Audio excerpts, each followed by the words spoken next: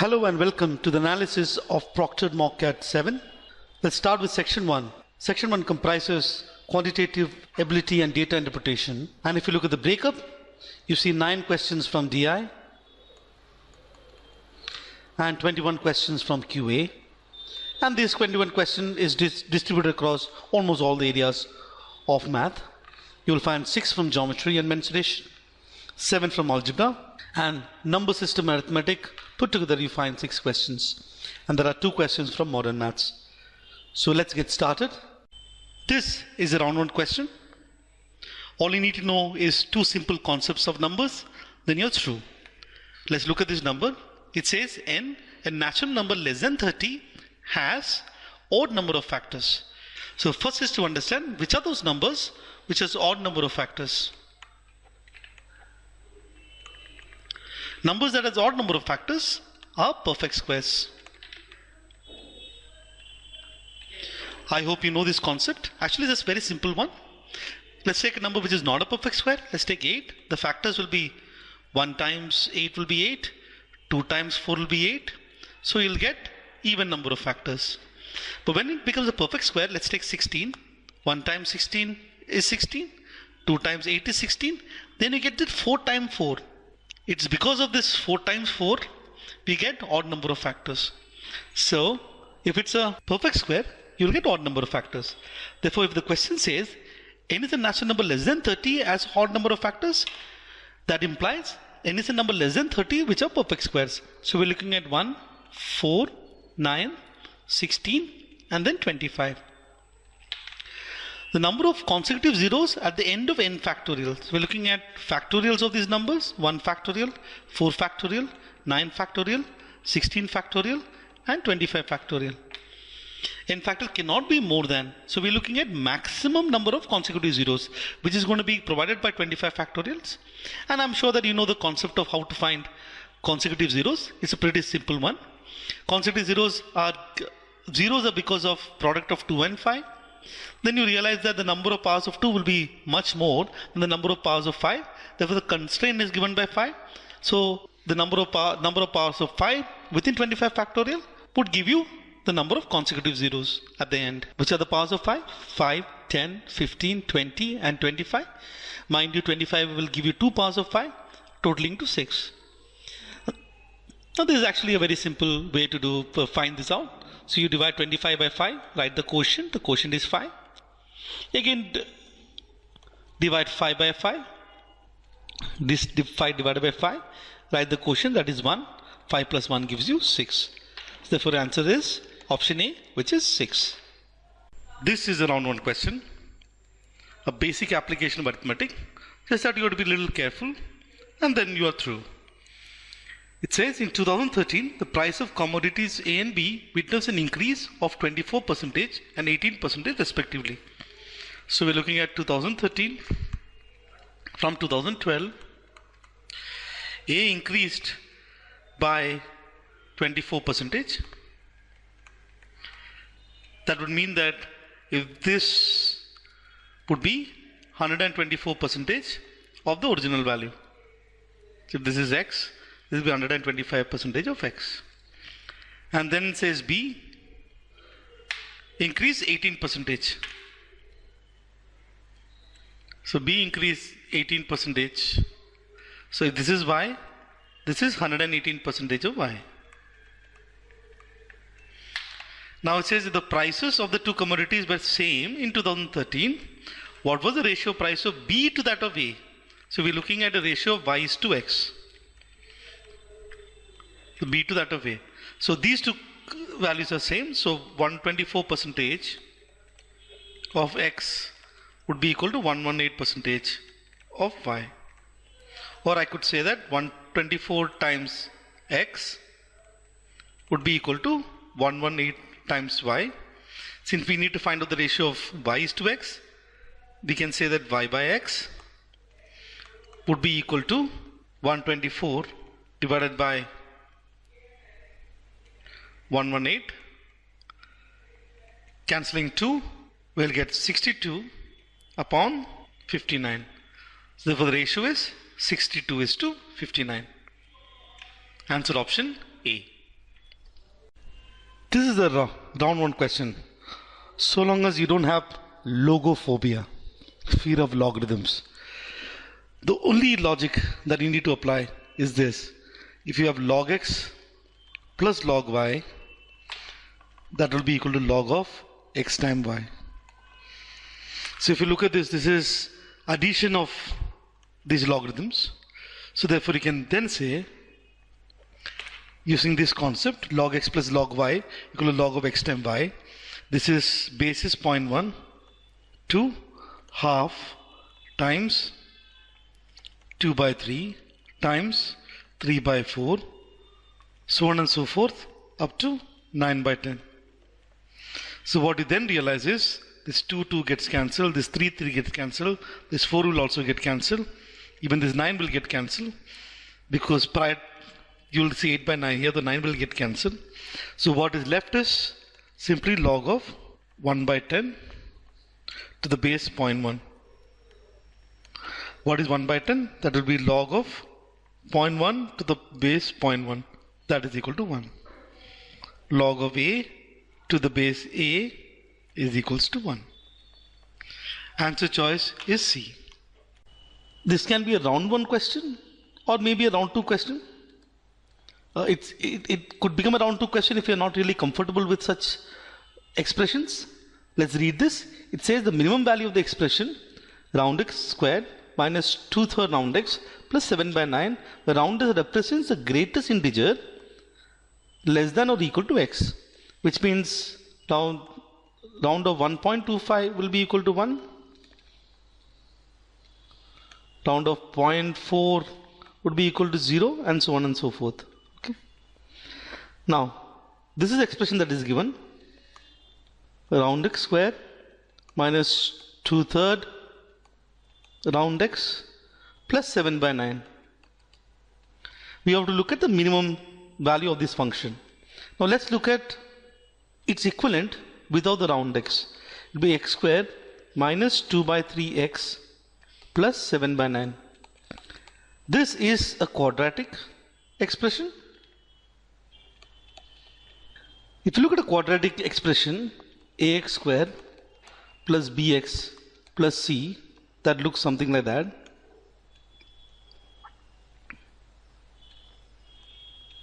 The minimum value happens when x equal to minus b by 2a. The minimum value happens when x equal to minus b by 2a. Let's apply that here.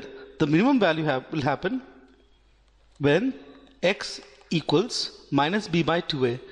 b here in this case is minus 2 by 3. Therefore that makes it 1 by 3. That's when the minimum value happens.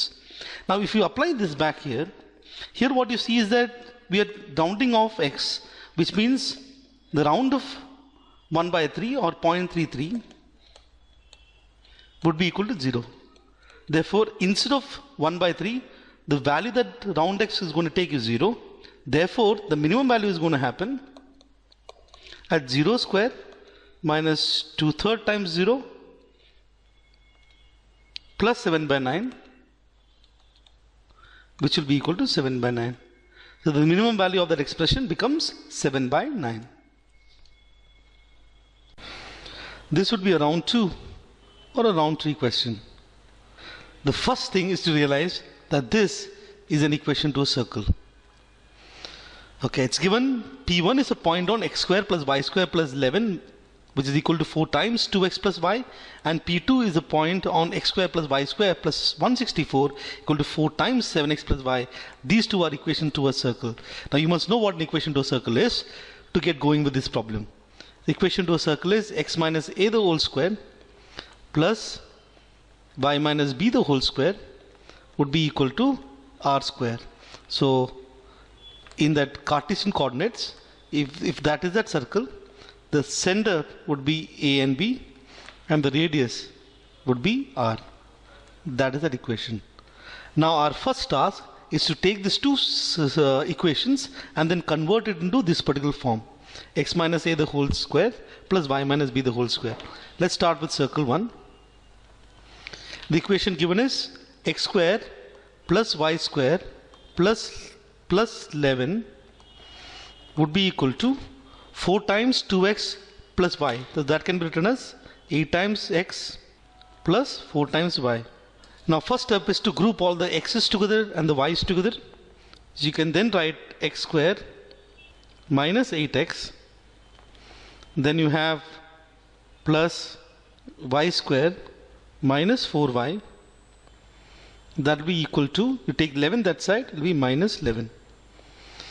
Now we will have to make that in the form x minus a the whole square. Now we know x minus a the whole square as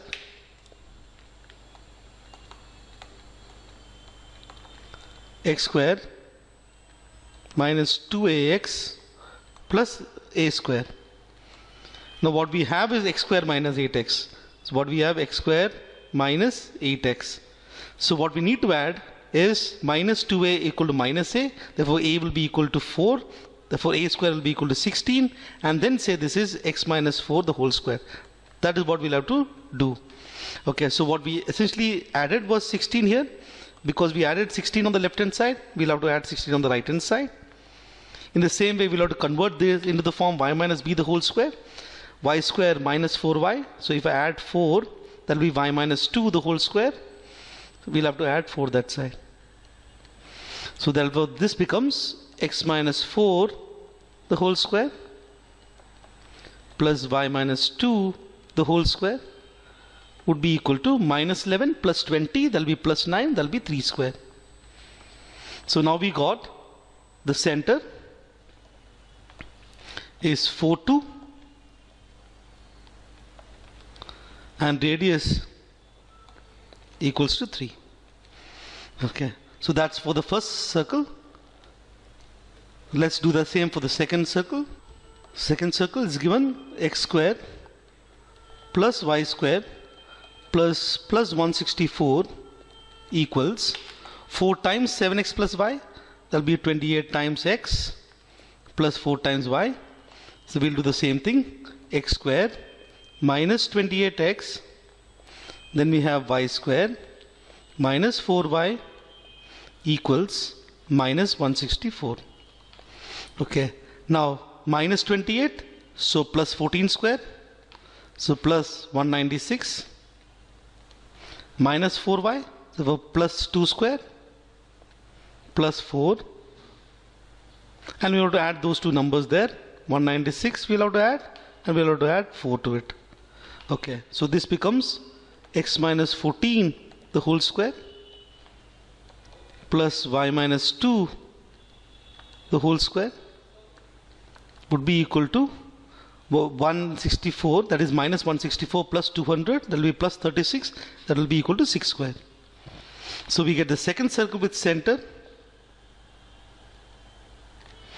as 14, 2, that's the coordinate, x coordinate and the y coordinate, and then we get the radius of this circle to be equal to 6.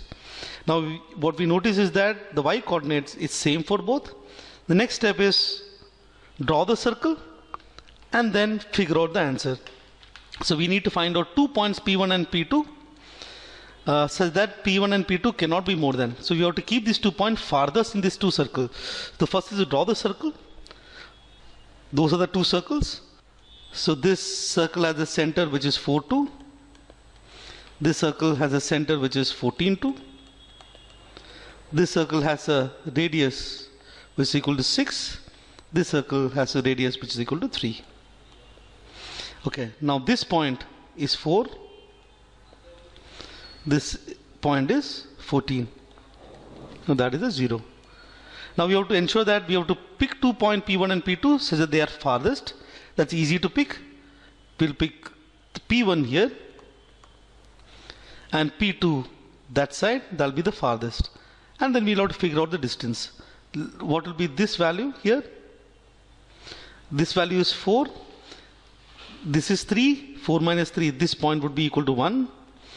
Let's look at, we'll have to figure out this point. From 0, that is 14. We'll add, this will be another 6 to it. So 14 plus 6 is 20. So we have one point which is 1, other point which is 20. This distance would be equal to 19. That will be the farthest possible. It cannot be more than 19. Answer choice C. I'm going to put this question as a round 2 question because you cannot mechanically solve these questions. You'll have to give a little bit of thinking to this question. So such a questions normally are put at round 2. Okay. Let's see how this question can be done. It's given B equals a to the power of 3 by 2. D is given as c to the power of 4 by 5. And then we have D minus B, which is given as 8. And we need to figure out what is the value of C minus A. The key thing is say that all these numbers, A, B, C, D, are natural numbers. So all these have to be natural number, which means for A raised to 3 by 2 to be a natural number, A should take the form n square. So it will be some number of the form n square, so that when I take the power to 3 by 2, the 2 and 2 will get cancelled and B becomes n cube. Okay, and here your C has to be a number which is to the power of 5, so that when we take its power of 4 to the 4 by 5, the 5 and 5 gets cancelled and D will be m to the power of 4. So what we now see is B is a cube of a number and D is a number, a natural number to the power of 4. And we'll have to now figure out a number where D minus B gets 8. So D is a number to the power of 4. So it can be 2 to the power of 4, 3 to the power of 4, 4 to the power of 4, any of these numbers. And then B is some number, cube of some number. So it can be 2 to the power of 2 cube, it can be 3 cube, it can be 4 cube, so on and so forth. Now the difference should be equal to 8. We immediately notice that 2 to the power of 4 minus 2 cube gives you 8. 2 to the power of 4 is 16. 16 minus 8 would be equal to 8. So D is 16 and B is 8. So that's our step number 1. Once we realize this, then it's easy. So this is the thinking that I said is required to answer this particular question. Now when B is 2 cube,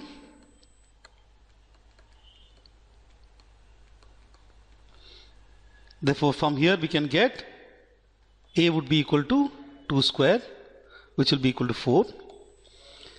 When D is 2 to the power of 4,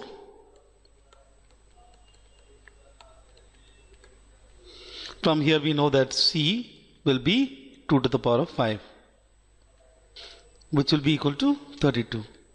Therefore C minus A is 32 minus 4, which will be equal to 28. Hence our answer. This is a question on Diophantine equations. Equations where we have integer solutions.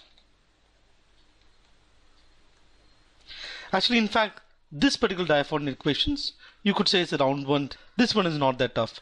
So it's given x square minus y square is 27434, where x and y are natural number. The first thing is to do is to write this as x plus y times x minus y equals 27434. Now if x and y are natural number, x plus y will also be a natural number and x minus y is also a natural number. So a product of two natural numbers is equal to 27434. Now instead of factorizing it, the best is to do with even odd concept. So what we have is an even number. This number is an even number.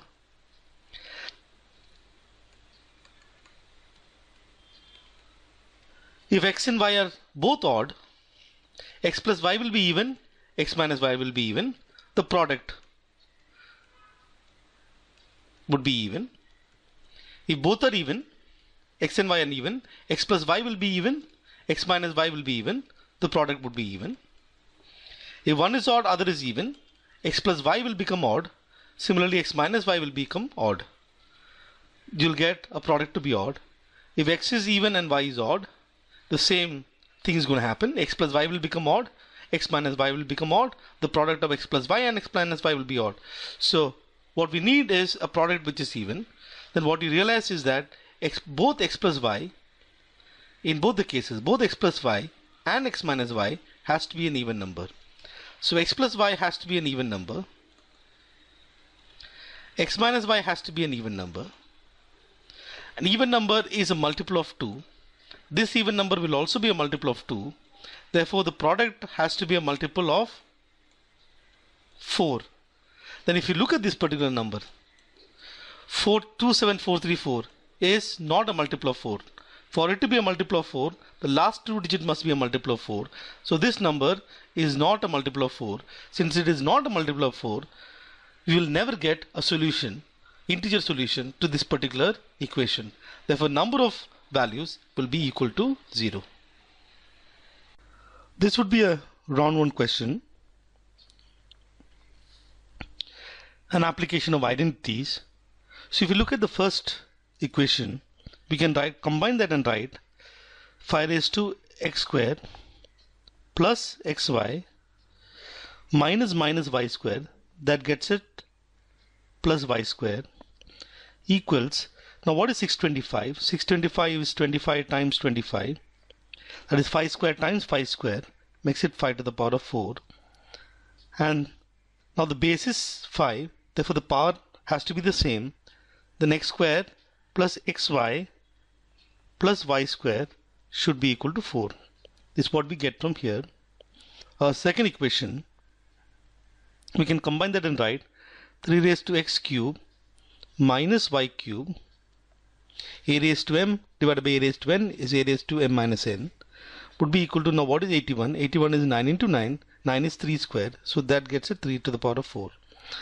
So we can therefore write this as x cube minus y cube equals to 4. Now what is that we need to find? We need to find y minus x.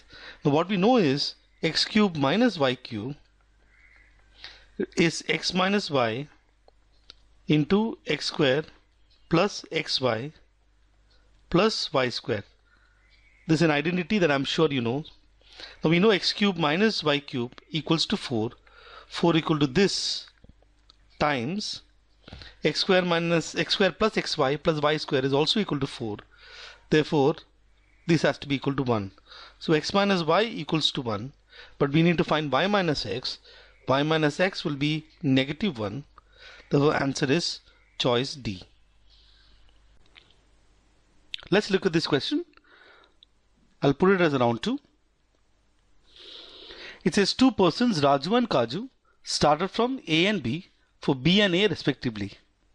After reaching their respective destinations, they turned back towards their starting points and concluded their journeys after reaching their starting points.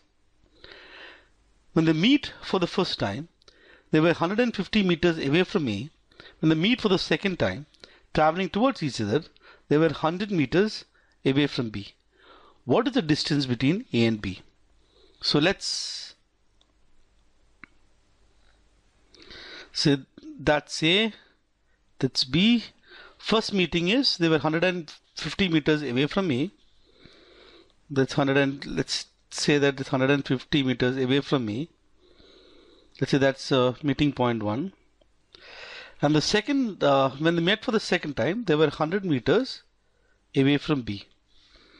So when they met for the second time, they were 100 meters away from B. Let's call this distance in the middle between 1 and 2 as D. So let's understand what has happened here. Raju and Kaju. So let's look at the distance traveled by both of them when they met for the first time. Raju started from A, would have traveled a distance of 150 meters. Kaju started from B and would have traveled a distance of 100 plus D. This is the first meeting. Raju traveled a distance of 150 meters. Kaju traveled a distance of 100 plus D. Now let's look at the second meeting. So Raju from this point 1 traveled, reached B, turned back and came to this point, which is point 2. Kaju started from here, reached A, turned back, and reached this particular point. Now let's look at the distance traveled by each one of them from the first meeting to the second meeting. From the first to the second meet now. What is the distance traveled by Raju? Raju traveled D, then 100, and then again 100. So that'll be D plus 100 plus 100. That'll make it 200 plus D. What is the distance traveled by Kaju? 150, another 150, and then a D. So it'll be 150 plus 150, that is 300 plus D.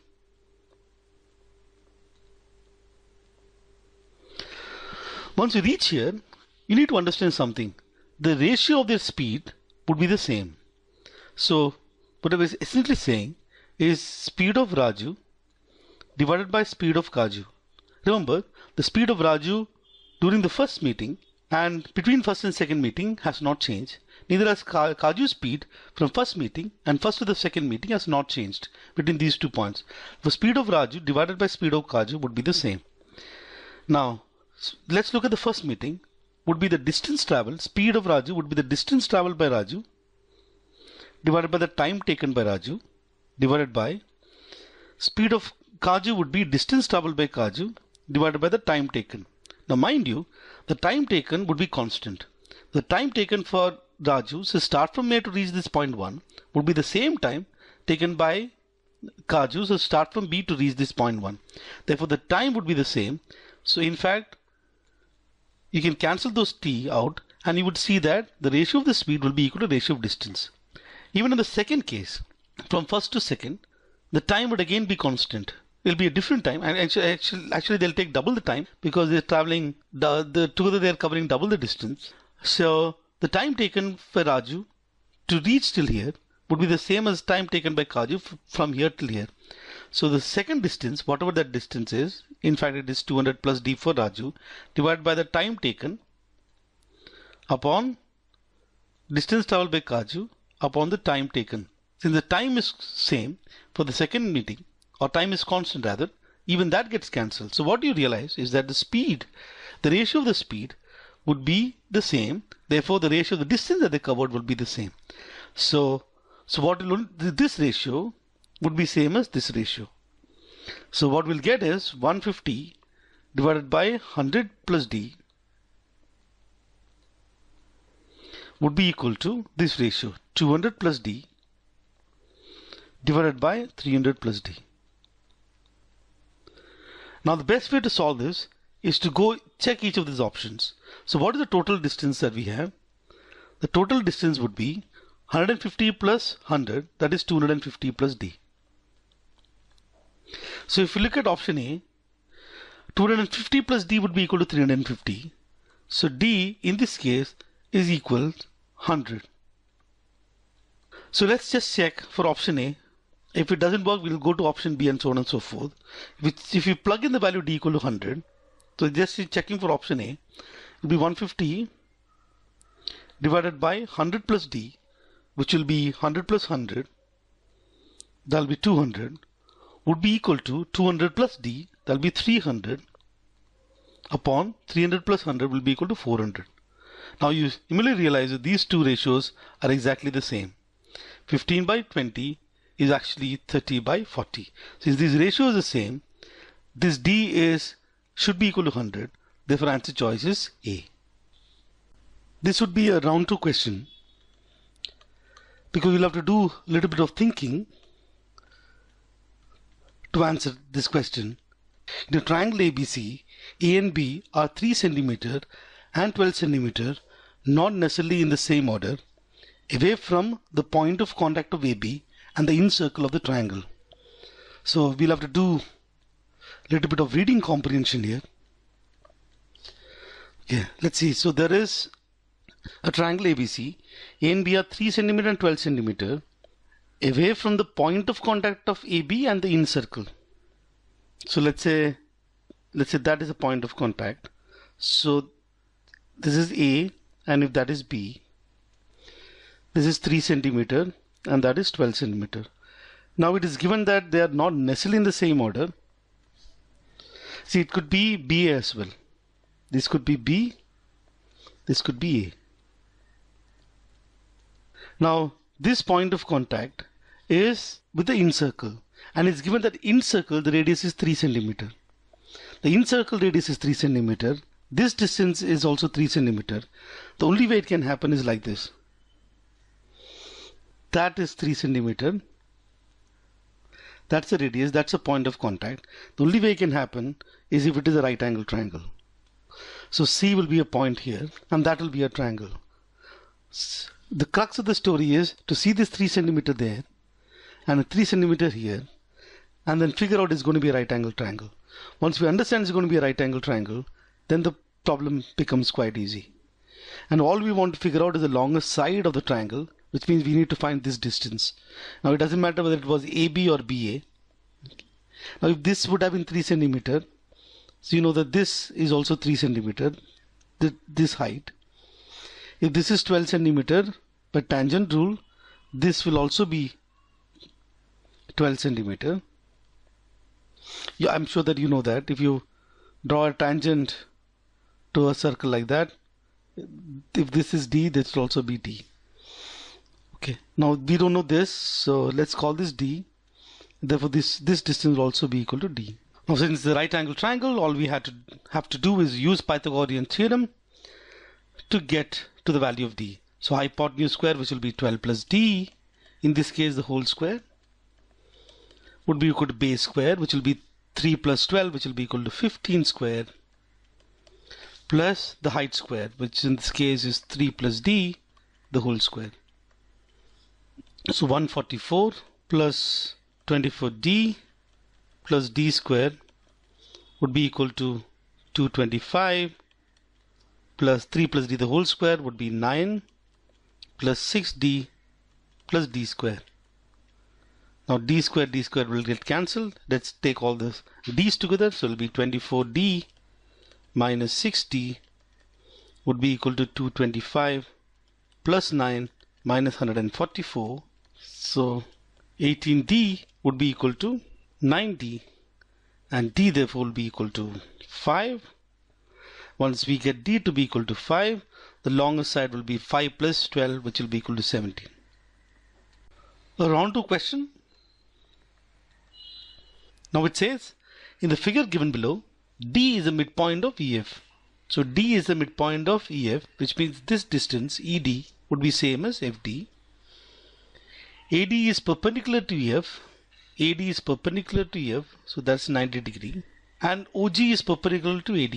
OG is perpendicular to AD. So that will also be 90 degree. Which of the following is definitely true?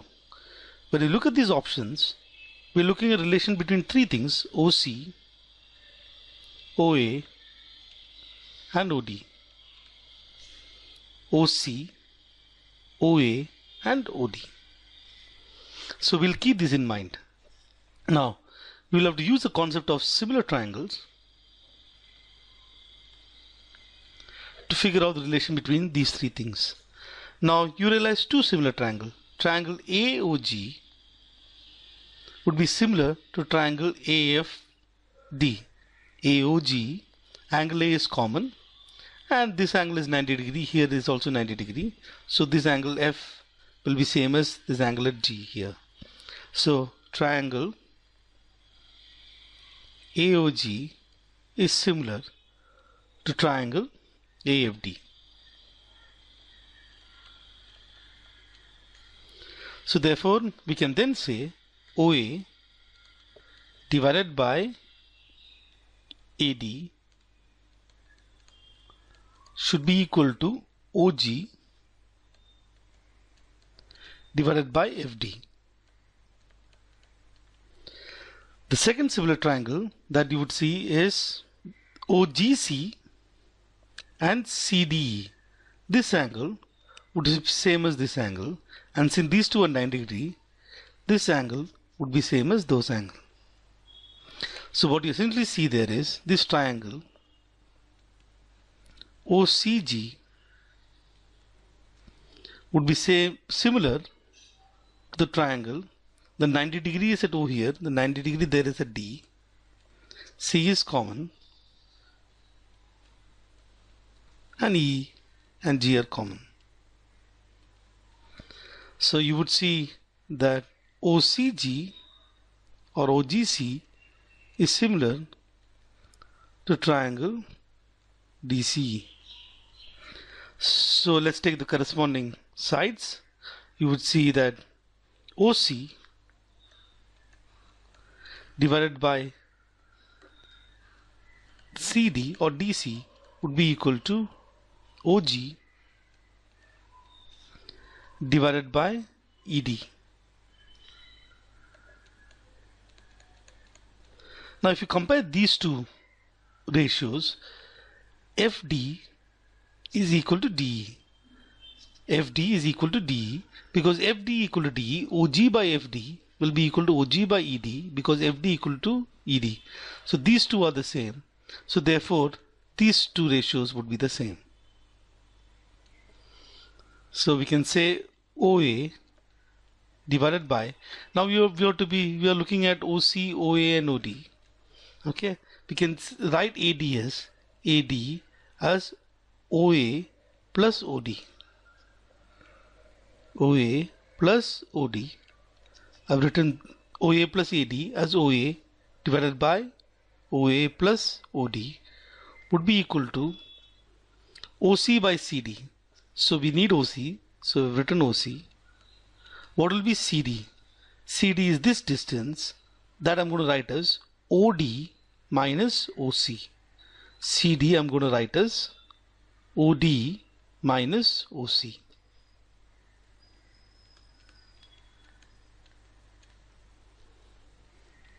Now we can write the same equation in this form. OA plus OD by OA would be equal to OD minus OC divided by OC. Now we can write the left hand side as 1 plus OD by OA. This will be equal to OD divided by OC minus 1.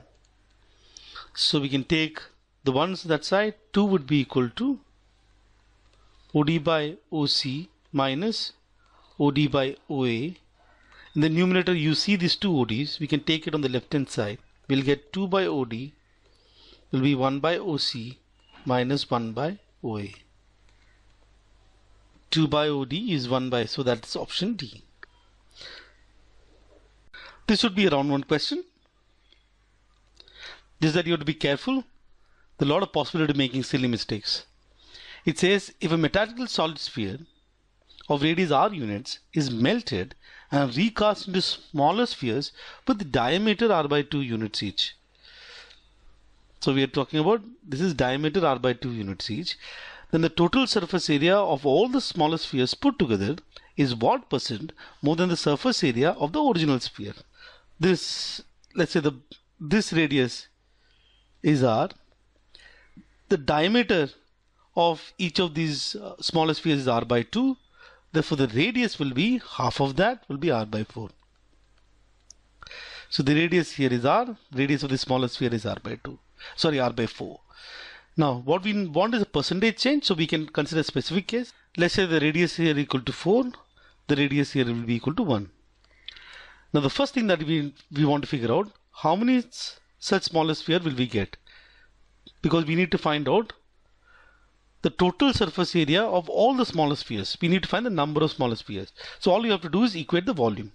The original volume would be 4 by 3 pi r cube. In that case is 4 cube would be equal to 64. Should be equal to the volume of each of this sphere would be 4 by 3 pi 1 cube is equal to 1 times the number of spheres. So 4 by 3 pi 4 by 3 will get cancelled. From you will get n would be equal to 64. So what we figured out, there will be 64 smaller spheres. Once you figure this out, the next step is easy. We need to find out the total surface area of all the smaller sphere put together is what percentage more than the surface area of the original sphere. So the surface area of the original sphere would be 4 times pi times r square, 4 pi r square. That will be 4 times pi times 16. the surface area of all the smaller sphere would be, the surface area of each of these spheres will be 4 pi r square. R is equal to 1, so 4 pi times the number of such spheres, which will be equal to 64. So therefore, what we need is, the answer that we need is what percent more than the total surface area. So this would be 64 times 4 pi minus 16 times 4 pi divided by more than the original sphere. Original sphere would be 16 times 4 pi times 100%. This is what we need to find. So you can see 4 pi will get cancelled. 64 minus 16 is equal to 48 divided by 16, which will be equal to, this is 3 times 300%. Answer is option C. The next 3 question is based on this data set. So since it's a DI question, we'll put it as round 2. Now this DI set is very deceptive one. The challenge in this DI set is not actually calculation, it's actually interpreting this particular table. If you're able to interpret this table, then this set is going to be easy. It says there are 3 advertisements, namely A, B and C, in the market for promoting a product named P. The following table gives the data related to the percentage of viewers who purchase the product after watching the aforementioned advertisement. Purchased the product after watching. So there are 2 things. There are some people who watch the product, and from those who watch the product, a certain number of people purchase the product. It is also known that only those viewers who had watched the advertisements in the given month were considered while collecting data. So you have this, on the first column, you have exactly 1 of A, B or C, at least 2 of A, B and C, at least 1 of A, B and C. So the first thing that goes through your mind is to actually put this like this.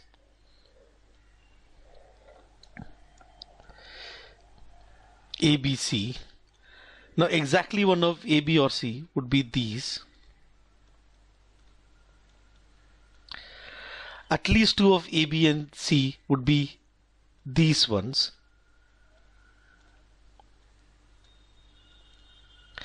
Therefore, at least 1 of A, B and C, in fact everything.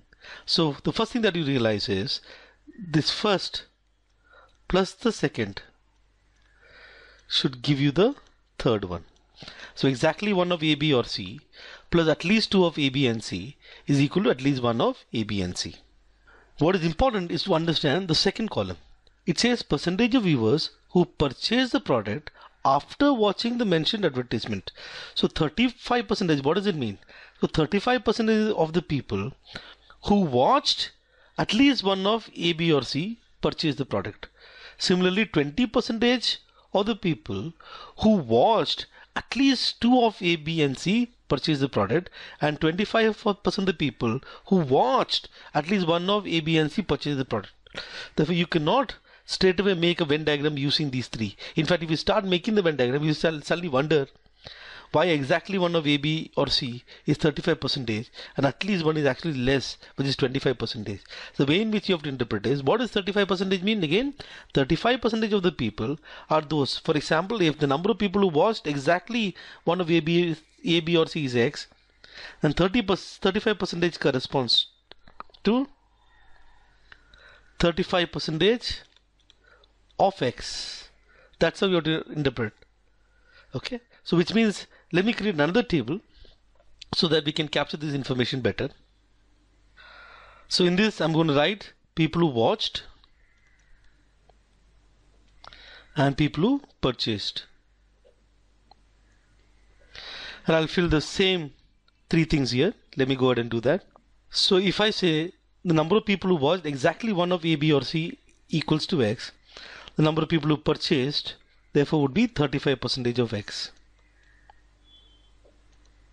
That we got from this data. number of people who watched at least 2 of A, B and C, if I say this to be equal to Y, then I know that this is interpreted as number of people who purchased would be 20% of Y. Now we know at least people who watch at least one of A, B and C would be number of people who watch exactly one of A, B or C plus the number of people who watch at least 2 of A, B and C. This would be equal to X plus Y. And this 25% can be treated as 25% of the people who watch at least one of A, B and C purchase the product. That will be 25% of Y. Sorry, 25% of X plus Y. Now, what we now know is this plus this should be equal to this. So whatever logic applied here must also apply here.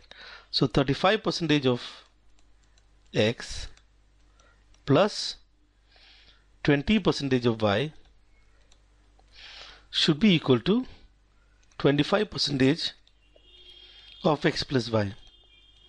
Let's cancel the percentage out, and also we can cancel 1/5 out. Then we'll get 7 times X plus 4 times Y would be equal to 5 times X plus 5 times Y. Now if I take all the x's together, we get 2 times X would be equal to Y. That would mean this is X, Y is 2 times X, so total is 3 times X. So the total number of people who watch at least one will be 3 times X, and that divided X in 2 times X. Once you get this logic, then the 3 questions are actually easy to handle. Let's look at this question. It says in July 2014, the total number of viewers who watched at least one of the 3 advertisement was 45,000.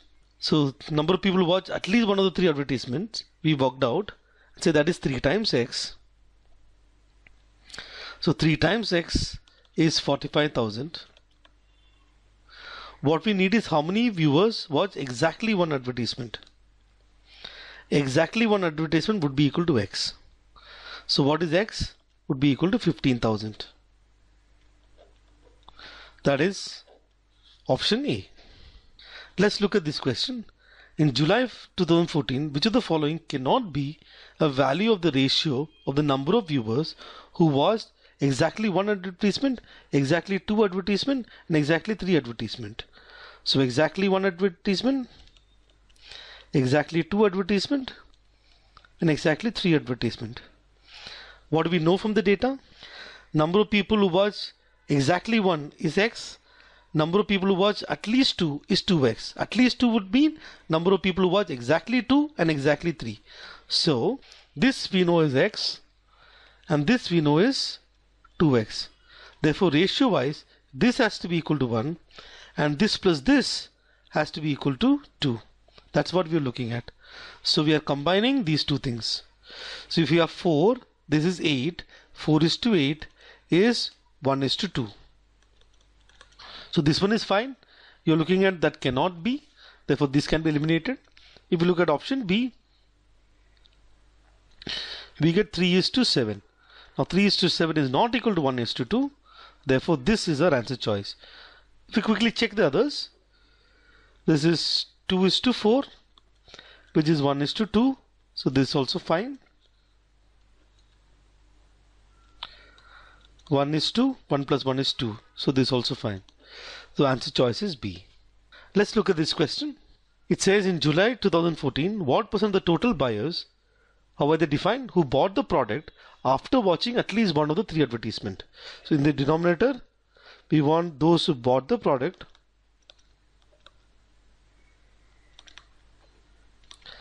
after watching at least one advertisement. So this is what we want in the denominator, and the numerator who purchased the product after watching exactly one advertisement. So bought the product after watching exactly one advertisement. So let's go to the data and check this out. So exactly one advertisement is given as 35% of X. At least one would be 25% of X plus Y. So what we need is 35% of X divided by 25% of X plus Y. But then we also know that X plus Y equal to 3 times X. So this would be equal to 35% of X divided by 25% of 3 times X. So we can cancel off X, cancel off the percentage. So we'll see 35 divided by 25 times 3. That will be equal to 7 divided by 15. That will be equal to 46.66%. Option D. You should know these inverses. 1 by 15 is 6.66%. 7 by 15 will be 7 times 6.66%. You will get 46.66%. This particular question can be done in round 1 itself. It says a cuboid of dimensions 56 centimeters by 42 centimeter by 98 centimeter is divided into h smaller and identical cubes. Find the minimum possible value of h. So the number of identical cubes would be equal to the volume of the cuboid, which is 56 times 42 times 98, divided by the volume of this identical cube, which would be a cube. And what we want is, we want minimum possible value of h. We want h to be minimum. Therefore, the volume of the cube has to be maximum. So how do we do this? Let's say this is 98. This is 42. And this is 56. Now, when we cut into cubes, the sides are going to be the same. Therefore, what you need to understand is, this side of the cube A should be a factor of 98, should also be a factor of 42, should also be a factor of 56. So whatever is the side A has to be a factor of 56, 42 and 98. Because we want the maximum volume, we want the maximum A or the highest factor of 98, 42 and 56. So all we need to do is take the HCF of 56, 42 and 98. You will see that HCF of this would be equal to 14. Once we get that, all we have to do to figure out H would be equal to 56 times 42 times 98 divided by 14 times 14 times 14. This you can cancel and say it's 4. This would be 3. This would be 7. Therefore, answer would be 4 times 3 times 7 would be equal to 84. So that's our answer. This question, if you go through options, you can actually do it in round 1 itself. It says the largest amount, we want the largest amount that cannot be paid by using notes rupees 7 and rupees 6. So we have with us rupees 7 and rupees 6, and if you have a number of 7 and b number of 6, 7a plus b would be equal to n. We can immediately understand then a and b has to be whole numbers, can take values 1, 2, 3 and so on and so forth. So we are dealing with the Diophantine equation with natural number solutions. So what we'll do is something like this, is we can say 7 times a would be equal to n minus 6b, or a would be equal to n minus 6b divided by 7. So we'll, using trial and error method, figure out for what values of b, a can also be an whole number. So this is what we'll try and check for each of these options. Since we want the largest amount, we'll check with the largest option, which is 42. Now option C, n equal to 42. So what we have is A equal to 42 minus 6B divided by 7. Now if you take B to be equal to 0, we can easily see that A can take the value which is 6. Therefore, it is possible with a value of 42. So therefore, we can eliminate option C. So let's go to the next largest value, which is option D. Option D, n equals to 41. So we'll check for A, 41 minus 6B divided by 7. So when B equal to 0, we'll get A to be equal to 41 by 7. Now we know that A and B both has to be whole numbers, so this is not possible. Let's check for B equal to 1. When B equal to 1, A would be equal to 41 minus 6 will be equal to 35. 35 divided by 7 equals to 5. So we'll get a possible value with 41. Therefore we can also eliminate option D. Let's go check option A, because that's the next largest value, n equal to 29. Therefore A would be 29 minus 6B divided by 7. Let's start checking. If B takes the value 0, A takes the value 29 by 7, which is not possible. B takes the value 1. A takes the value 29 minus 6, that will be 23 divided by 7, which is not possible. If B takes the value which is 2, A would be equals to 6 2s are 12. 29 minus 12 is 17. 17 divided by 7 is again not possible. If B takes the value 3, A will take the value 6 3s are 18. 29 minus 18 will be 11 by 7. That is again not possible. Let's check for B equal to 4. If B takes the value 4, A would be equal to 6 4s are 24.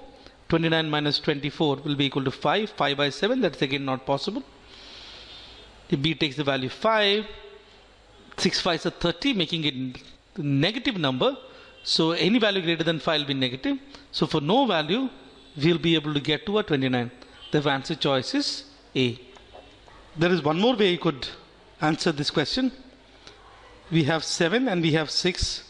Therefore, the maximum amount that cannot be given is actually given by this simple formula: 7 times 6 minus 7 plus 6. It will be 42 minus 13, which will be equal to 29. Now, if you know this concept, you will do this question even quicker. Answer choice A. This you can put a round to. If you're very comfortable with geometry, you can even do in round 1.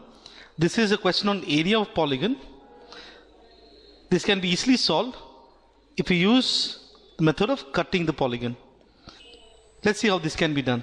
In a regular hexagon of side A units, two perpendiculars are drawn from its center to any of its sides. So we'll get 3 cases. Let's first figure out those 3 cases. If that is the center, one case would be a perpendicular drawn here, 2 perpendicular drawn to an adjacent side. Let's see the second case. The case 2 would be this. That's the center, perpendicular drawn and perpendicular drawn to this side. That will be the second area. And the third case would be perpendicular drawn to this side as well as perpendicular drawn to that side.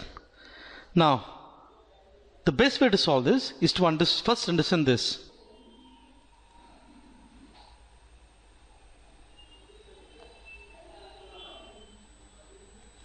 If you cut the hexagon like this, each of these will have equal areas.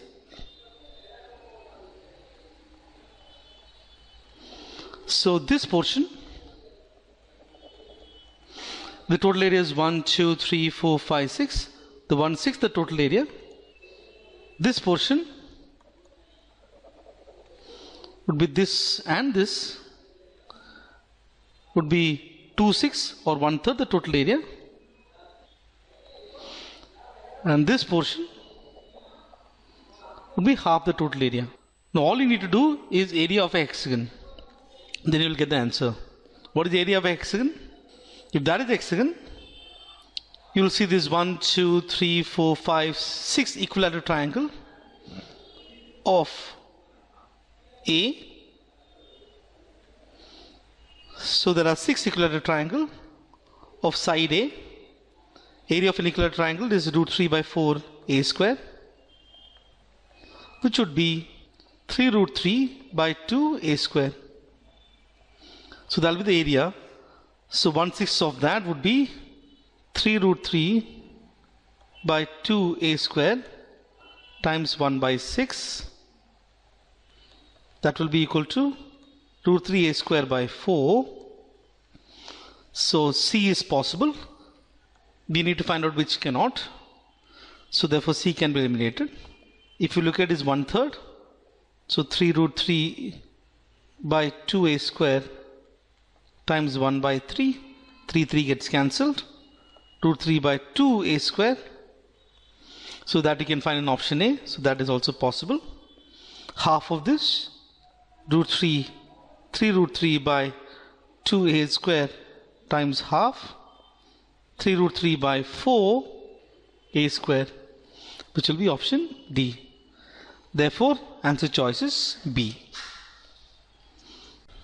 Since it's a D as a round 2. So if you actually look at this question, there's one type of DI that we all love, is that you don't have to really work with the data. You go question by question, pick the relevant data from the chart given, and then solve. So what we see is the line graph below shows the stock details of 6 products with a supermarket store named Shagun in the year 2013. You have stock in, stock out, and initial stock. So it is explained what is stock in, number of units added during the given year. Stock out is number of units sold during the given year. Initial stock will be number of units available at the beginning of the given year. So we'll be able to probably get the final stock. Would be initial stock plus the stock in minus stock out. The pie charts given below show the distribution of the sales revenue of the 6 products in the given year. In the each given product category, assume all the units to be identical. Let's look at this question. It says if the revenue through the sales of books and media, so your books and media is given in the year 2013 was 150,000. What is the revenue per unit from footwear category? Please note, we need revenue per unit. This 150,000 is a total sales for books and media. From there, we'll have to figure out the total sales of footwear or revenue through the sales. And then we need to find the number of units and thereby getting revenue per unit. So let's first go to chart 1. Books and media is 8.33% and footwear is 13.33%. 8.33% is to 13.33%. We can make it the fact that 1 by 3 is 0.33. So this would be 8 plus 1 by 3, which would be equal to 25 by 3 is to, this would be 13 plus 1 by 3. 13 to 3 is 39. 39 plus 1 is 40 by 3. So the ratio would be 3 can cancel off. And we can also see ratio is 5 is to 8. What is given is books and media. 5 part correspond to 150,000. Therefore, each part will correspond to 30,000. Therefore, this would be 30,000 times 8, which will be 240,000. So, we figured out the total revenue is 240,000. Now we need to understand. We need revenue per units, therefore we need to understand the number of units. We're looking at footwears. Stock out is given as number of units sold during the given year. So number of units sold would be here, which will be the value of 300. So number of units sold equals 300. Therefore, revenue per unit would be equal to the total revenue, which is 2400. Divided by 300 would be equal to 8 3s are 24. So it will be 800. Answer choice D. Let's look at this question. If Surya bought one watch Footwear is 2 units. Books is 4. And accessories is 3 units. From the supermarket, how much did he pay for his shopping?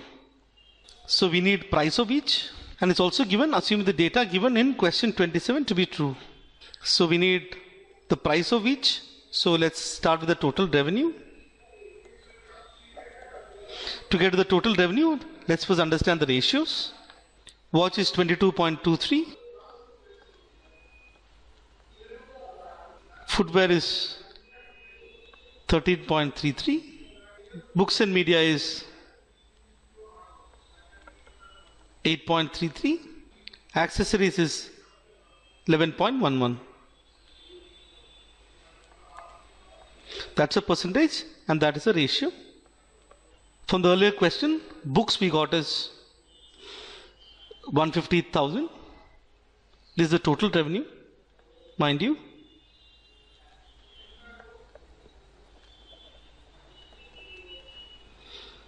Footwear is, we calculated as 240,000.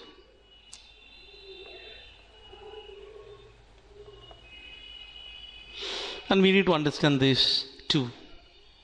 So we'll make use of this, that 11.11 percentage corresponds to 1 by 9 and 22.22 percentage is 2 by 9. So let's understand the total. Let's take this 8.33%, which we understood as 25 by 3% of the total, would be equal to 1,50,000.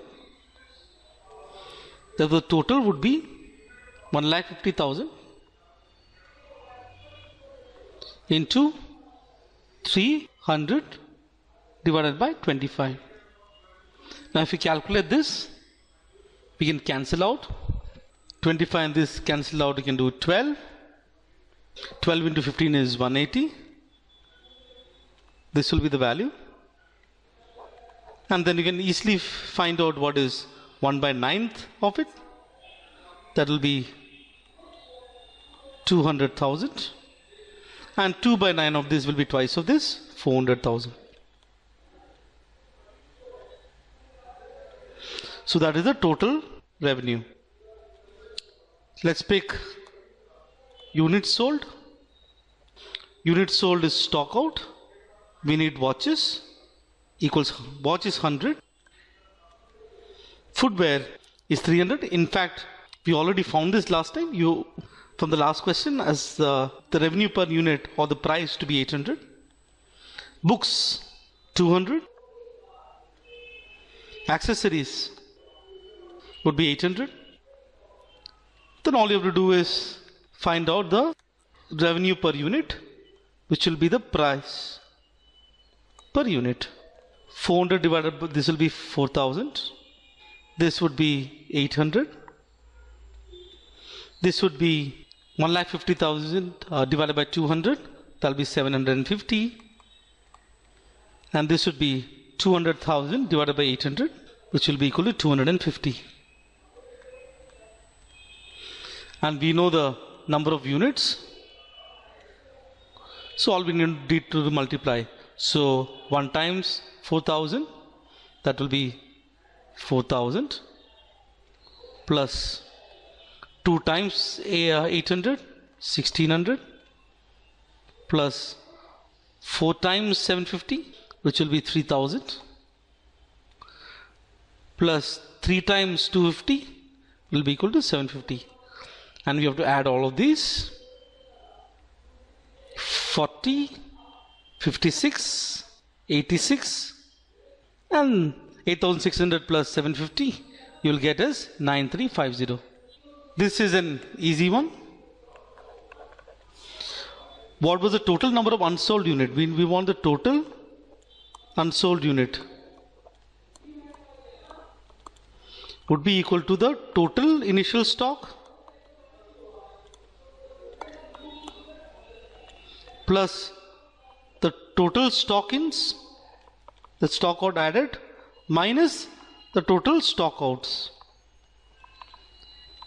which is the stocks that or the units that got sold. So let's go to the relevant graph and pick all the value. Total initial stock would be 250. 250 plus 350 will be equal to 600. 600 plus 600 will be 1200. 1200 is 1200 plus 1050 will be 2250. 2250 plus 450 with 2700 plus 200 will be 2900. So this would be 2900 plus, let's look at the total stock in. This is the total stock in with 600. 600 plus 400 is 1000. 1000 plus 200 is 1200. 1200 plus 500 is 1700. 1700 plus 300 is 2000. 2000 plus 150 is 2150. This is 2150 minus, let's look at the total stock out. These are the stock outs.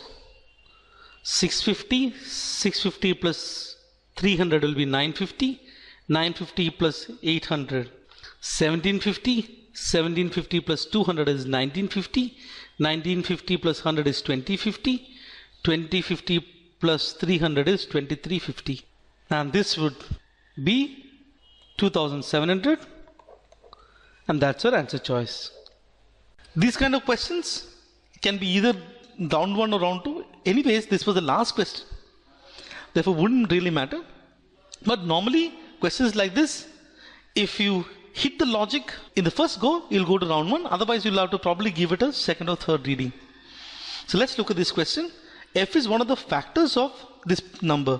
40 to the power 240 plus 3 to the power 240 minus 3 to the power 240 minus 5 to the power 240.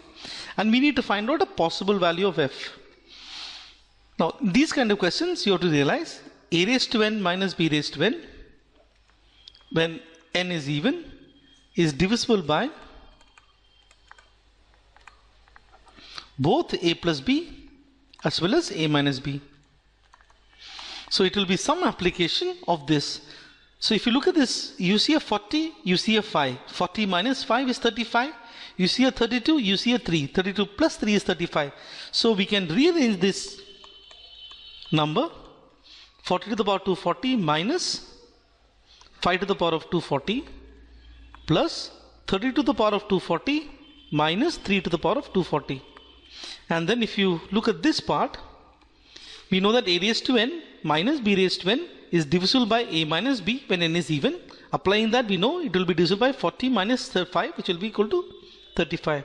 So this number will be some multiple of 35. Plus, if you look at this part, a raised to n minus b raised to n when n is even is also divisible by a plus b. Let's apply that and say that this will be divisible by 32 plus 3, which will be equal to 35. So this number, therefore, will be a multiple of 35, or 35 will be one of the factors. Now, if you quickly look at these 4 answer choices, you will notice that option C and option D is 37 times 35. You'll actually have to divide to find this out. Now, you can bet on these 2 options. Let's do another rearrangement. So if you take that 40 to the power 240, instead of putting the 5, let's push the 3 here, minus 3 to the power of 240 plus 30 to the power 240 minus 5 to the power of 240. Now if you look at this part, we can see a 37, because a raised to n minus b raised to n when n is even is divisible by a minus b. So 40 minus 3 is 37, 37c plus this would be a raised to n minus b raised to n when n is even is divisible by a plus b. 32 plus 5 will be 37d. So combining these two, we know it will also be multiple of 37. It's a multiple of 35, it's a multiple of 37. Answer choice is D. This is a round 3 question, or a question that you will, in fact I left this question during the test, and it's only after the test that I could actually figure out the logic, that too after a lot of effort. So I'm going to explain the logic that I figured out. It says how many new regular polygons, we were looking at new regular polygons, each with a distinct area, can be constructed by joining 3 or more vertices of a regular polygon having 1960 sides. Now 1960 itself is a huge number, so only way to solve questions like this is by using induction, by which I mean we're going to take smaller figures, a triangle, a square, a pentagon, hexagon, and just see if there is any logic that we are able to derive. And if we can derive a logic, we'll apply the logic to 160 sides and answer the question. So since it is difficult for me to draw these regular polygons using my pad and pen, I'll take the help of these diagrams. Now in which case, in equilateral triangle, we can't pick 3 sides and create new polygon. It's anyway gone. Now if you take the case of a square, if you pick 3 points and try and connect those 3 points or 3 vertices, you will not get a regular polygon. For a regular polygon, the angle has to be the same or the side has to be same. So from the square, you will not get anything. If you try with regular pentagon as well, for example, let's pick this point, and this point. That is not an equilateral triangle. Whatever you try and do, you will not get it. But you will get one from regular hexagon. If you pick this point, and this point, you can connect those and you will get an equilateral triangle. Now you need to understand something that happens. A regular hexagon has 6 sides. If you look at this figure, the points that we did not pick are this point, and this point. What we notice is that between the 2 points that we picked, there is equal number of points that we left out. That is when we are able to create a regular polygon. In this case, look at there is 1 point that we left out. There is 1 point that we left out here. But between these 2 points, there are none. We need to leave out equal number of points to be able to create the regular polygon. Therefore, the logic is, therefore the number of sides or the number of points that we pick must be a factor of this number. If you look at the factor of 6, it will be 1, 2, 3, and 6. Okay, we have to leave out 1 and 2 because we are asked to pick 3 or more points. So we can pick 3 points here, 1, 2, 3, to create that regular polygon. If we look at heptagon, that is 7 side, the factors would be 1 and 7. So we will not be able to pick points in such a manner that we will be able to create a regular polygon. For instance, let's say if I pick this point, let's say we'll try and pick 3 points. We pick this point, and if we pick this point, what we now see is the number of points between those 2 points are 1, between those 2 points are 1, and between these 2 points are 2. So that figure will not be, this figure will not be a regular polygon. So that's the whole funda. If you look at octagon, octagon is 8-sided figure. The factors of 8 is 1, 2, 4, and 8. You have to leave out 1 and 2. We will be able to create a 4-sided figure by picking 4 points. So 1, leave out 1, pick 1 more, leave out 1, pick 1 more, leave out 1, pick 1 more. And if you connect all this, you will get a square. Let me explain using a 12-sided figure. This is a 12-sided regular polygon.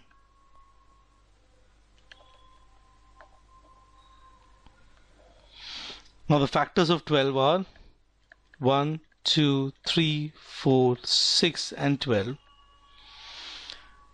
Since we need to join 3 points, 3 or more, 1 and 12, 1 and 2 is gone, and we are joining 12 regular points, 12 is also gone. So let's try and attempt drawing a 6-sided polygon. All we need to do is pick 1, leave 1, pick the next, leave 1, pick the next, leave 1. So 1, 2, 3, 4, then 5, and then 6. So then this would be that 6-sided polygon that you can draw. We can draw a 4-sided polygon. Pick 1, leave these 2, pick 1 here, leave 2, pick 1 here, leave 2, pick 1 here. We have left 2. So then we can draw a square. We'll be able to draw a 3-sided figure as well. Pick this point, leave 3, 1, 2, 3. Pick this point, leave 3, 1, 2, 3. Pick this point, you've left 3, 1, 2, 3.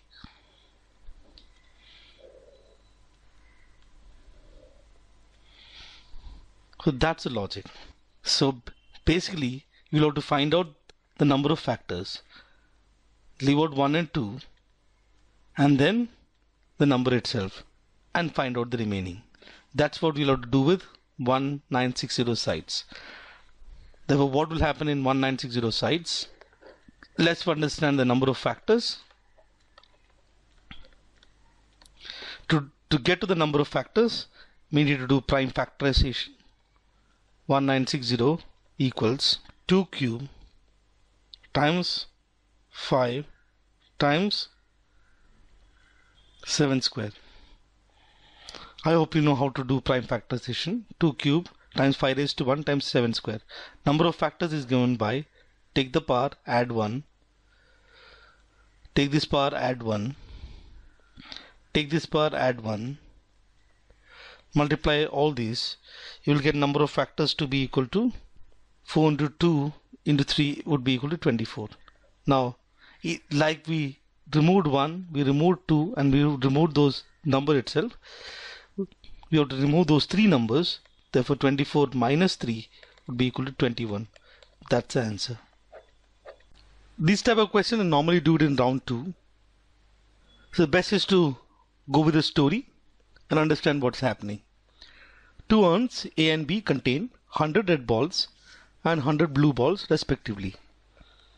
So you have A and B. A contains 100 red balls. B contains 100 blue balls.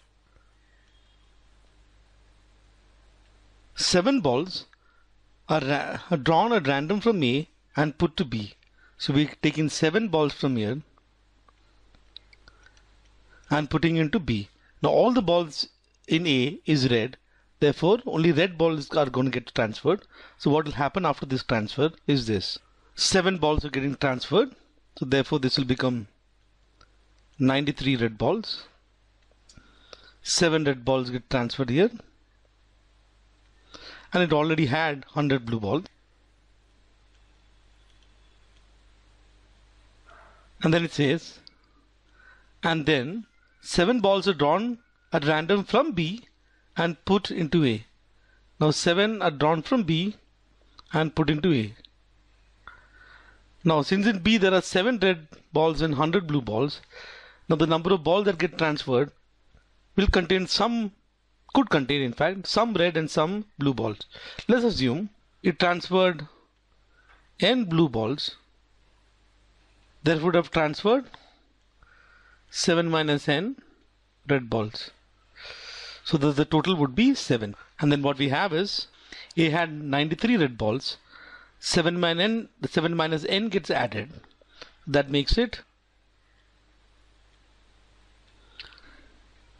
100 minus n red ball, and n blue balls got added, and n blue balls. Let's look at B. Originally it had 7 red balls.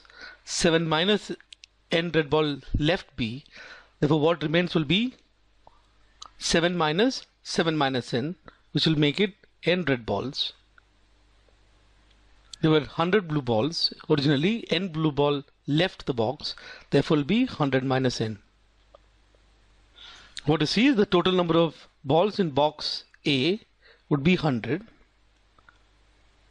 And the total number of balls in urn B will also be 100. Now let's say what is asked. If a probability of a ball drawn from A being red, so we are drawing a red ball, the probability would be there are 100 minus n red balls out of the total 100 balls, and this is equals P1. And probability of a ball drawn from B being red is P2.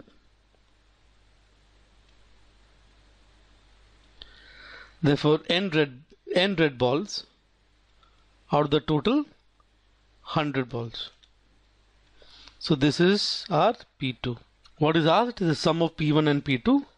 So P1 plus P2 would be equal to P1 is 100 minus n upon 100 plus P2 is n upon 100. If you add both, you will get 100 upon 100 or equals to 1. Answer choice A. Let's look at this question.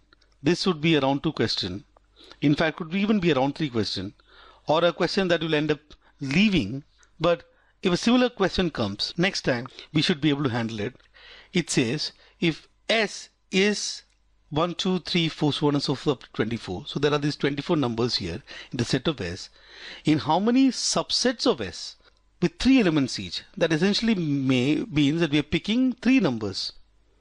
Let's say we are picking numbers A, B, C, 3 numbers each.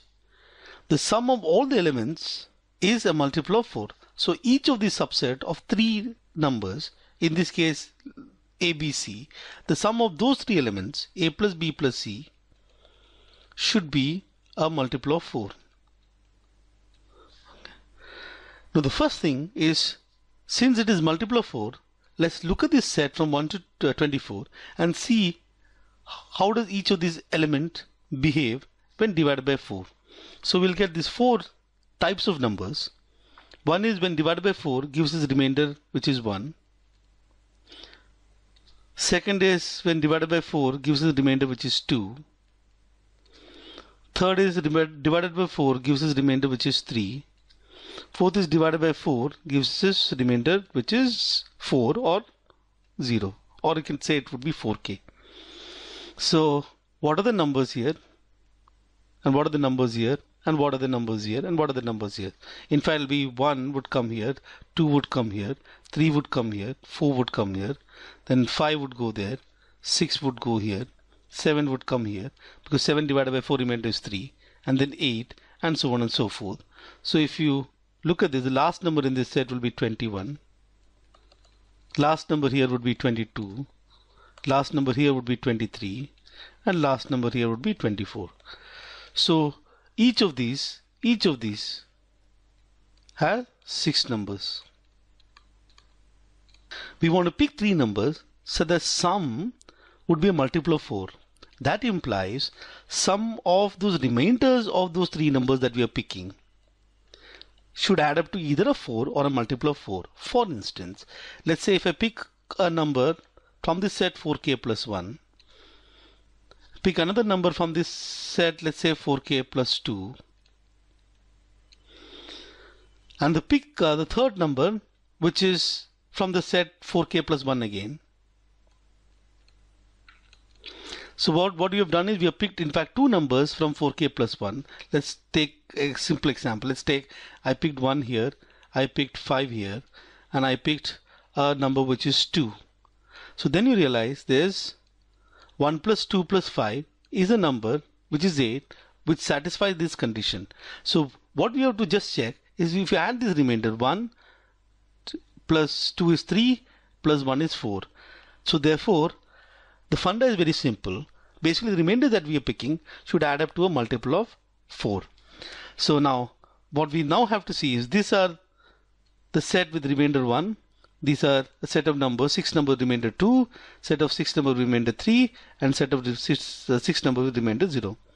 Now we are picking these 3 numbers A, B and C, so that the remainder should add up to 0. So let's look at various cases. Case number 1 would be, let's start with 0 and then look at all the cases of 0, then go systematically. We can pick 3 numbers from this set, 0 itself, with 4 plus 8 plus 12, add all that, we'll get a sum of those 3 numbers will be multiple of 4. So in fact 0 plus 0 plus 0 equals 0. Let's look at the second case.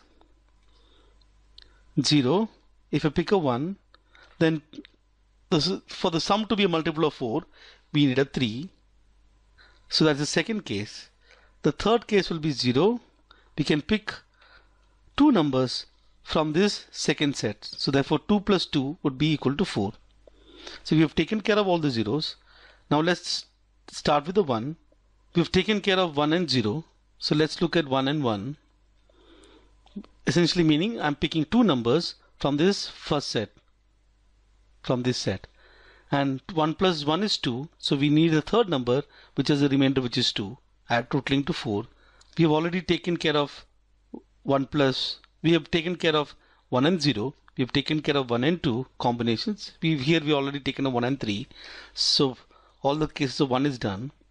Let's take with 2. We have taken a case with 2 and 0. We have taken a case with 2 and 1. So what is left with it? Take a case of 2 and 3. 2 plus 3 is 5. 5 we need another 3. That will be the fifth case. We've taken care of everything with 3. 3 and 0. 3 and 1. And 3 and 2. So we'll get these 5 cases. Now we'll look at the various possible combinations. So when we look at 0, 0, 0, we're picking 3 numbers from this set of 6 numbers. So how many ways can we pick 3 numbers from 6 number? Would be 6C3, and 6C3 would be equal to 20. So number of possibilities for this first case would be 20. In the second case, 0, 1 and 3. So we are picking one number from this set of 0, one number from this set of the 1s, and one number from this set of the 3s. So it will be 6C1 times 6C1 times 6C1. So that will be 6C1 times 6C1 times 6C1, 61 cube will be 6 cube will be 216. Let's look at the third case, 0 and 2 2s. So we are picking one number from this set and we are picking two numbers from this particular set. So therefore one number from here will be 6C1 times two numbers from this set would be 6C2. 6C1 is 6, 6C2 is 15. 15 into 6 is 90. So case number 4, we are picking two numbers from this set and one number from this set. So number of ways will be 6C2 times 6C1 will be again 90. And similarly in the last case, two numbers from this set of the remainder 3 and one number from this set. So it will be 6C1 into 6C2, same as above, will get us 90. Now what we need to do is add all these numbers and we'll get the answer to be 506. Answer choice A. These kind of questions are normally put at round 2 because we'll have to do some manipulation to this expression so that values will cut to arrive at the final answer. One thing that we see is, we see a root 3 on top and 3 here, root 5 above 5, root 7 and a 7. So we can remove the root 7, root 5 and root 3 on the top by writing like this. So let's for example take the first term, that is root 3 upon root 3 plus 3. Now root 3, so what we can do to the denominator is to take the root 3 common and then say it is 1 plus 3 upon root 3. Now what is 3 upon root 3? 3 upon root 3, if you multiply both numerator and denominator by root 3, 3 root 3 divided by 3, which is in fact root 3. So 3 upon root 3 is root 3. So this can then be written as root 3 upon root 3. And then root 3 will get cancelled. We can write this as 1 divided by root 3 plus 1. Once we do that, we can multiply numerator and denominator by root 3 minus 1.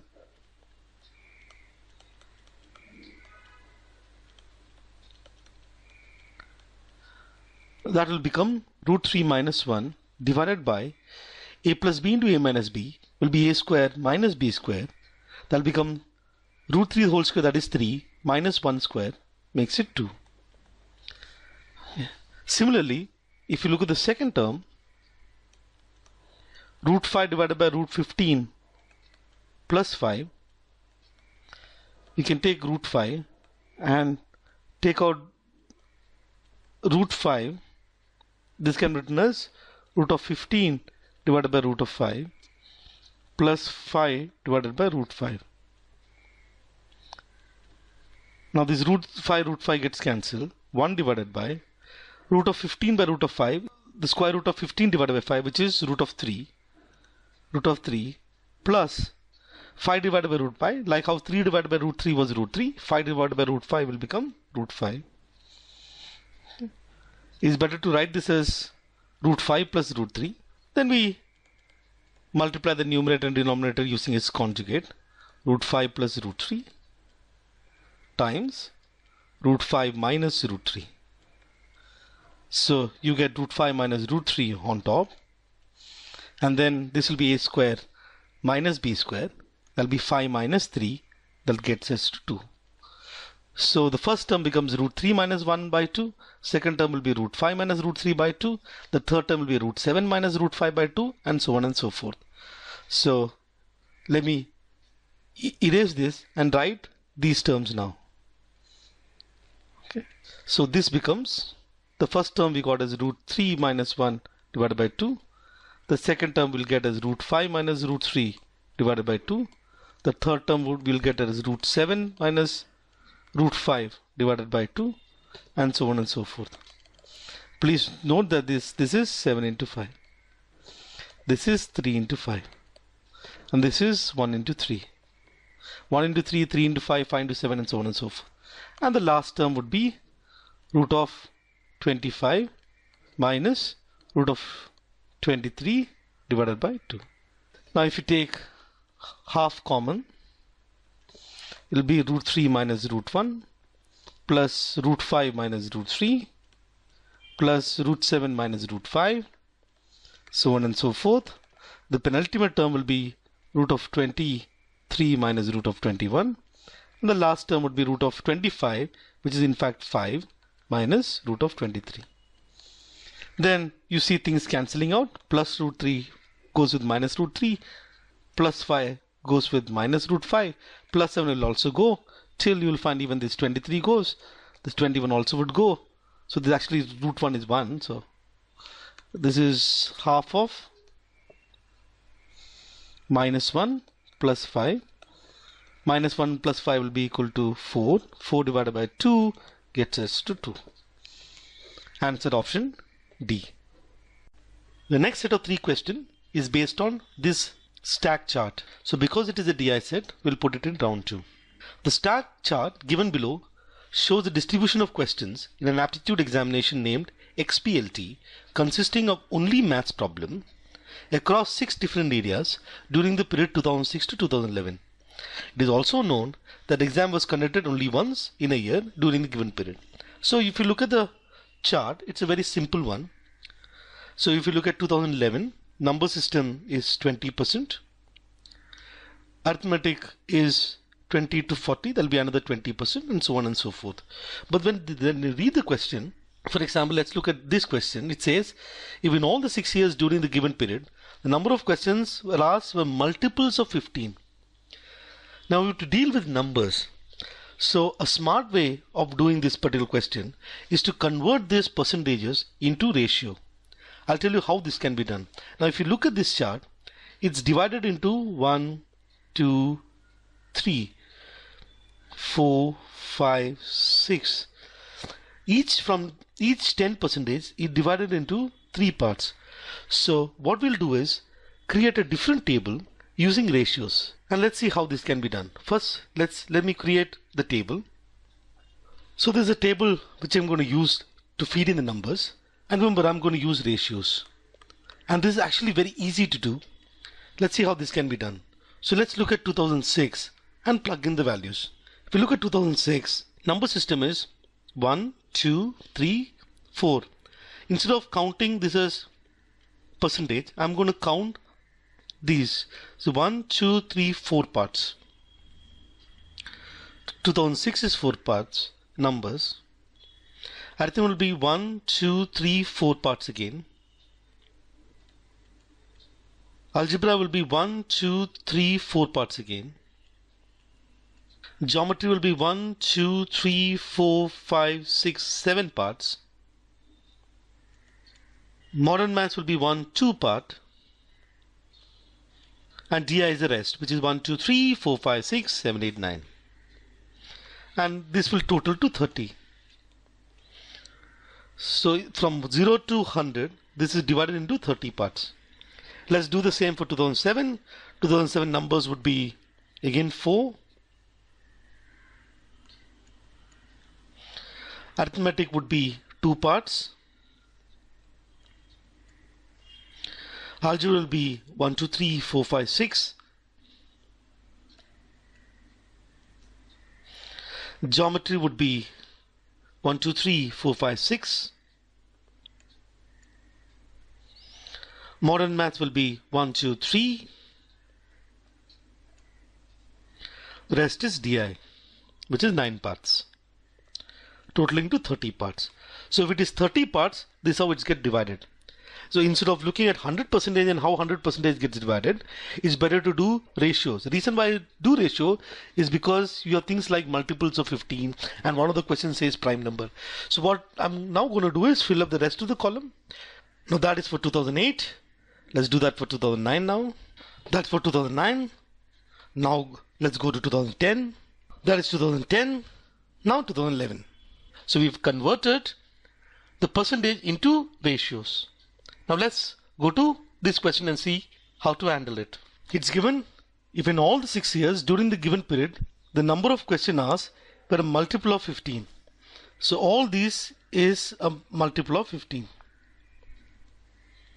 So we have 30, 30, 30, 30, 30. Already they are multiple of 15. In which of the following years could the number of question asked is an odd multiple of 15? Okay. Now what we have is each of the 30s, we have the sum to be equal to 13. What we want is half of this to make it an odd multiple of 15. We are dealing with natural numbers here because number of question has to be natural numbers.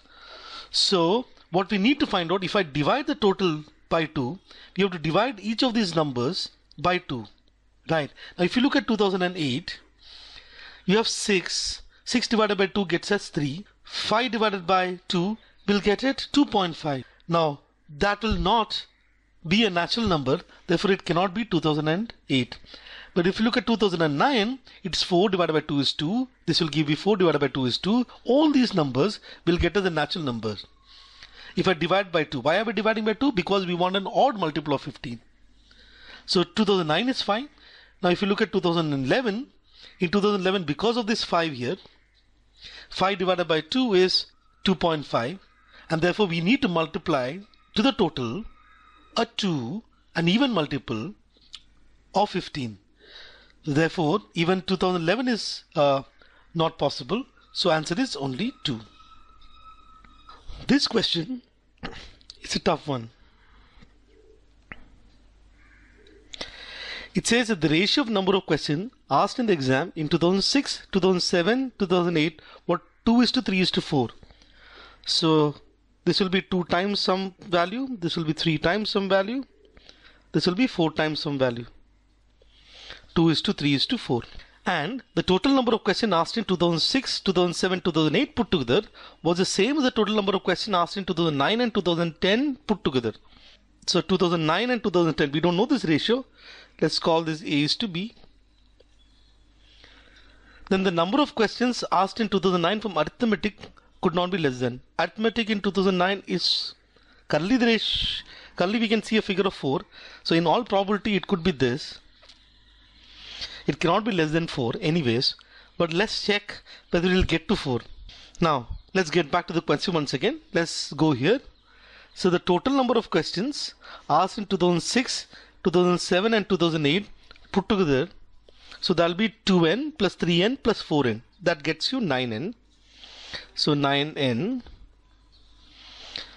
is equal to the total number of questions asked in 2009 and 10. So this would be, if this is 3a, that, sorry, this will be 30a. That will be 30b. So 9, I can say it will be 30 times a plus b, or I could say that 3n with 10 times a plus b, or n should be equal to 10 times a plus b divided by 3. Mind you, n has to be a natural number because this 30 got divided into 9, 2, 7, so on and so forth. This total sum should be a multiple of 30 and therefore n has to be a natural number. For n to be a natural number, a plus b should be a multiple of 3. A plus b should be a multiple of 3. 3 times something. It can be 3 times 1, 3 times 2, so on and so forth. A plus b should be a multiple of 3. Now you will look at the minimum value possible for arithmetic would be the minimum value possible for a. Now minimum value possible for a could be 1 because 1 plus 2 is a multiple of 3. So minimum value possible a is 1. Therefore the minimum total possible for 2009 is 30. Therefore the minimum possible is 4. It cannot be less than 4. We get back to this. Let's look at this question. It says the number of questions asked in modern maths in 2006. So the number of questions asked in modern maths in 2006. So that is 2, comma. The total number of questions asked in modern maths in 2006 and 2007 put together. 2006 and 2007 put together. That is 2 plus 3, which is equal to 5.